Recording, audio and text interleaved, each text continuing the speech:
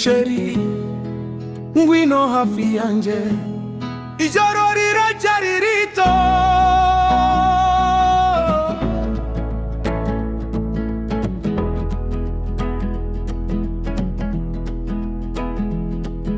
Wanyibye umutima utabizi,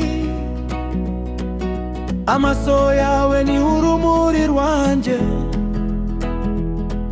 Iyo unyitegereje ndaseka, ubuzima bwanje burushaho kuba bwiza. Nta n'umwe umeze nkawe,